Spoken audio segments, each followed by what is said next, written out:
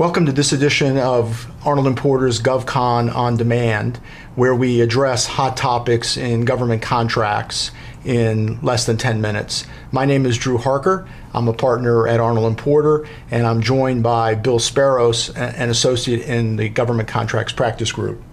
Today, we're going to talk about the January 3rd final rule regarding FAPIIS. And in particular, the final rule, which came out on January 3rd, 2011, is to be required that the new FAR clause be included in contracts solicitations issued after January 17th, 2012. And it requires all FAPIIS information put in the system after April 15th, 2011, to be made available to the public, other than with respect to a small class of information, which we'll describe more fully during the course of the 10 minutes.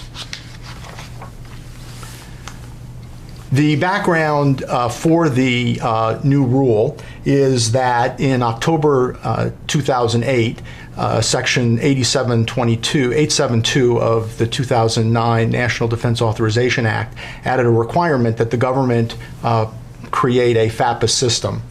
The FAPIIS system incorporates information from a number of government contractor databases, including the CPAR system, the Contractor Performance Assessment Reporting System, the legal proceedings information from the CCR, Central Contractor Registration Database, as well as the suspension debarment information from the excluded parties list maintained by GSA.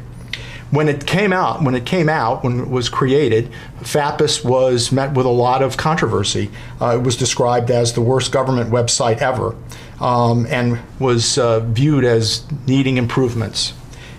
Fortunately, the government has made improvements to make FAPIIS more user-friendly and to consolidate useful information from these various databases. Under this rule, FAPIIS, the original rule, FAPIIS was intended to be a government-only, government eyes-only website, information available only to the government. However, under the new final rule issued last month in January, that's changed, and Bill's going to tell us about how those changes are going to take place. That's right. It actually started to move away from being a government eyes-only website in January 24th, 2011, when the interim rule was issued by the FAR councils. And the rule amended the FAR to comply with Section 3010 of the 2010 Supplemental Appropriations Act. And that act required that all information entered into FAPIIS be made available to the public, with two exceptions. The first being any information entered into FAPIIS prior to the April 15th, 2011 cutoff date. And the second exception being that the public viewing requirement did not apply to past performance reviews. Now, what the interim rule failed to do is provide a clear definition of that term, past performance reviews. And as we'll soon see, that led to an influx of public comments about that specific term. So now that FAPIIS needed to have both a public segment that was available to anyone and a non-public segment that could be holding protected information from contractors, the FAPIIS system needed to be bifurcated, so to speak, into two different segments. So the first one we're going to talk about is the non-public segment of FAPIIS, which, if you look at the screenshot of the web page, the non-public segment of FAPIIS is available through the website for the Past Performance Information Retrieval System, or PPIRS, which in my view is still one of the more unfortunate acronyms in the government contracts lexicon, PPIRS. But in any event, that is a word and a database that's familiar to most government contractors because it's been in use since 2002. As Drew had mentioned, pursuant to the 2009 National Defense Authorization Act, agencies have been submitting past performance evaluations on their contractors into PPIRS since July of that year, of 2009. Government personnel and non-government employees who are authorized users, because they're performing business on behalf of the federal government with respect to awards and responsibility determinations, they have access to PPIRS, and contractor access to PPIRS is limited to offerers or contractors viewing their own profile so they can see data on themselves. Both procurement personnel and contractors and awardees have access to this non-public segment of FAPIIS through their existing PPIRS logon credentials. The other segment of FAPIIS is the public segment, and unlike PPIRS, it is available on the FAPIIS.gov website, and it's available to anyone. And it needs to be stated again that other than the two exceptions that we've already discussed and we'll go into a little greater detail shortly, the FAR requires that all past performance information, all integrity information on a contractor that has been input into the non-public segment of FAPIIS will ultimately and automatically be transferred to the public segment of FAPIIS, unless a contractor can successfully and timely intervene pursuant to the final rule. So, such transparency for contractor performance information obviously can mean great benefits for the contracting community and perhaps for the taxpayer, but these benefits do not come without real concerns for contractors, and this was reflected in the public comments and the final rulemaking process.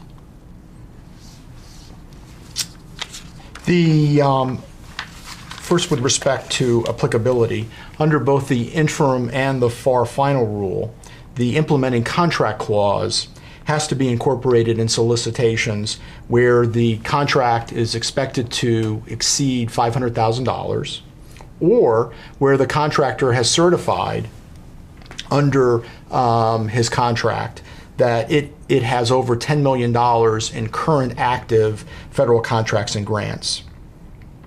And there was a correction that was issued to the final rule, which made it clear that this was to apply to solicitations issued after January 17th, 2012.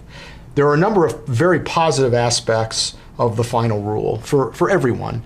The government is going to have available to it the information on contractor integrity and ethics. As well, that information will be made known to the public. So there will be greater transparency for the public in terms of the contracting officers and the government's contracting decisions. For contractors, obviously having a database reflecting their integrity, their ethics, is a positive for those contractors. It also provides valuable information to a prime contractor looking to do due diligence on a subcontractor. Vice versa, it provides very helpful information to a subcontractor looking to understand better the intricacies of the ethics of its prime contractor. But there are a number of risks associated with this public information.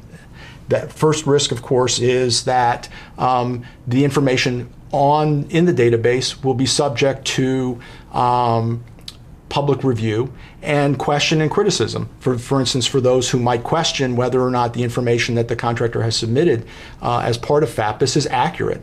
And therefore, there could be some unintended False Claims Act liability or exposure for a contractor.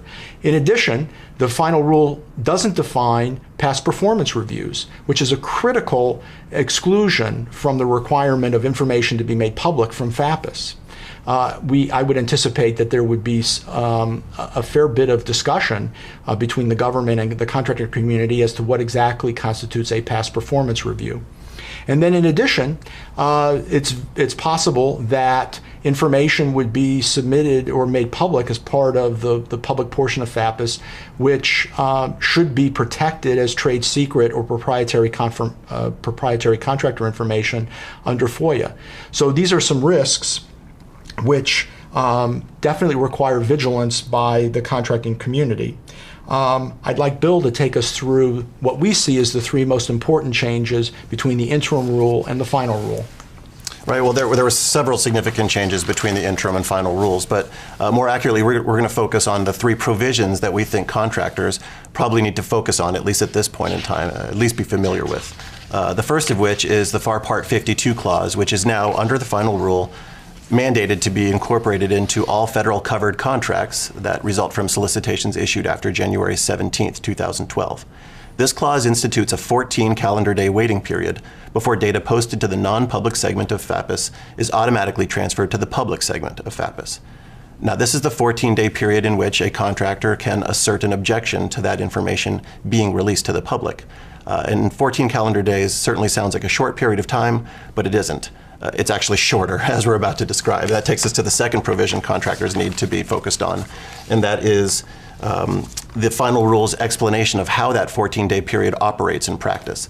The first 7 days of the 14-day period after posting of information, a contractor may assert in writing to the posting official that the information in question is exempt from release under the Freedom of Information Act. The second 7-day period during that 14-day period is not for contractor action. That's for government action. That's for the posting official to remove the information from the public segment of FAPIIS and then forward the matter to the agency's FOIA office. Now, as we all know, once a matter moves to the FOIA office, it may remain in FOIA land for several weeks or even months. But eventually a determination will be made, and the FOIA office will notify the posting official whether he or she can release all, none, or perhaps a portion of the information in question to the public. And the third aspect of the final rule that contractors should be aware of is, as Drew said, it still has failed to provide a clear definition of the term past performance review. It certainly attempted to, and it appears that the FAR councils tried to create a narrow definition for this term, calling it past performance reviews submitted to peepers in accordance with FAR subpart 42.15. However, this does little to clarify the situation because FAR subpart 42.15 has no definition for the term past performance reviews. In fact, 42.1501 includes a general non-inclusive list of definitions for what could possibly constitute past performance information and could be included as part of a contracting officer's report in peepers. And this includes record of the contractors conforming to contract requirements, their standards of good workmanship, their record of forecasting cost and adhering to the contract schedules, their commitment to customer satisfaction, and finally, the contractor's overall record of business ethics, integrity, and concern for the interests of their customers. Now, with such a broad definition, there is certainly room for contractors to argue that just about any negative information put into the non-public segment of FAPIIS constitutes a past performance review under subpart 42.15, and therefore needs to remain in the non-public segment.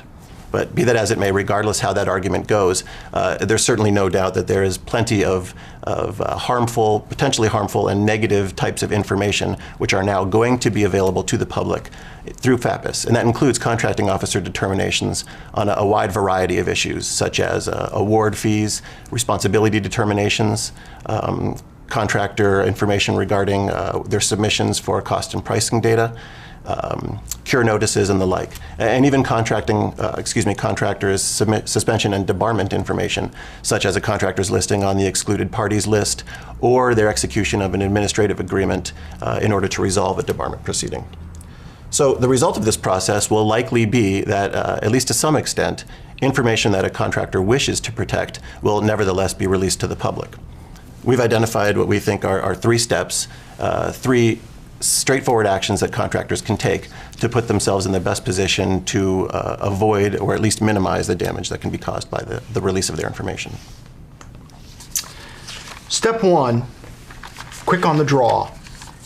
What we mean is that under the FAR clause, a contractor must submit a request for approval within 7 calendar days of posting. And the 7-day window opens upon posting of the information in FAPIIS. It's not clear, but we assume that simultaneous with the posting of the information, a notification will go to the contractor, and the 7-day clock starts to run at that point. Remember, it's 7 calendar days, not business days. And so if you had a situation where there was a posting right before Christmas, your 7 days would run during that typically quiet period between Christmas and New Year's, and you might lose. You might lose out. Ignoring, inadvertently missing, or delaying action in response to a notification could prevent you from being able to make the request that the information should be pulled down from the system because it's protected. And the second step is do some pre-planning.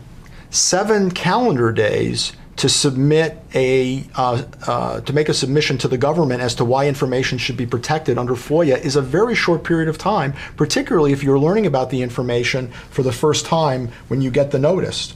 So you need to be quick on the draw in terms of addressing the specific information that's included in FAPIIS that might be transferred to the public portion of FAPIIS, so that you know in advance what kind of FOIA arguments you want to make to try and convince the government that that information should remain private.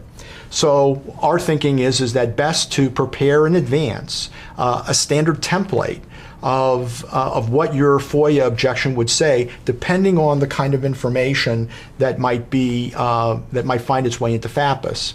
And this also creates a critical need to have an early warning system, if you will, between the field and the legal shop, the legal affairs department, as to what information, what contractor performance difficulties and the like are coming up in the field, so that if that information finds its way into FAPIIS, the law department is already briefed on the issue and is prepared to make the necessary submission within the 7 calendar day period.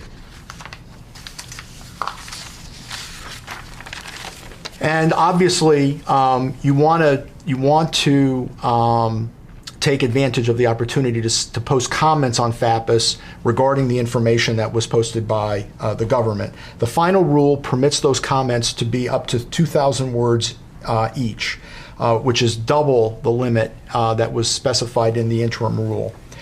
Comments will be part of the publicly available portion, and so in preparing the comments, the contractor needs to be aware that the comments that are provided will be public. So you need to obviously provide a fulsome explanation of any adverse information that's included in FAPIIS, but at the same time be careful that you're not going over the line and providing proprietary or trade secret information as part of your comments. One thing that's not entirely clear from the final rule, and which will have to be worked out, is whether or not you can have one set of comments in the protected portion, which for instance might include trade secret or confidential proprietary information, with a scaled down, a scaled back version available to the public in the public portion of the database. Bill, anything to add? Just a couple of quick points. First, in keeping with our be quick on the draw theme, if you're going to post comments on information, negative information about your company that has been moved to the public segment of FAPIIS, you need to do so quickly.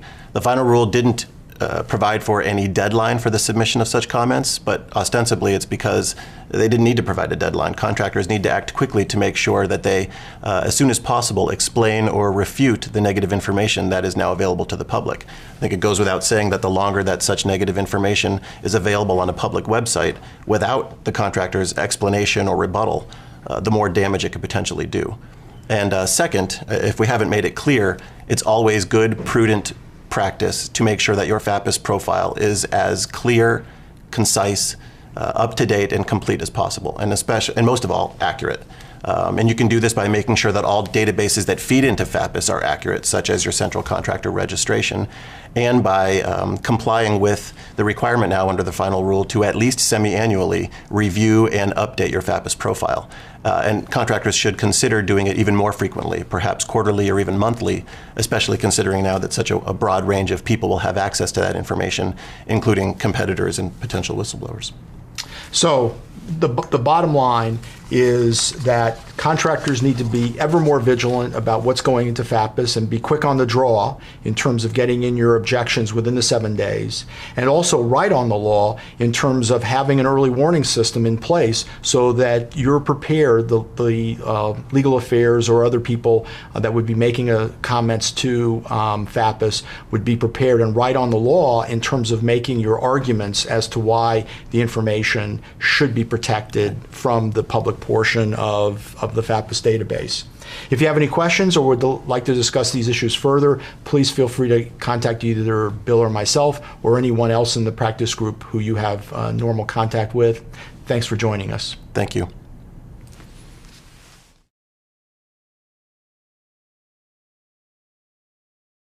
And in particular, the final rule, which came out on January 3rd, 2011, is to be required that the new FAR clause be included in contracts solicitations issued after January 17th, 2012.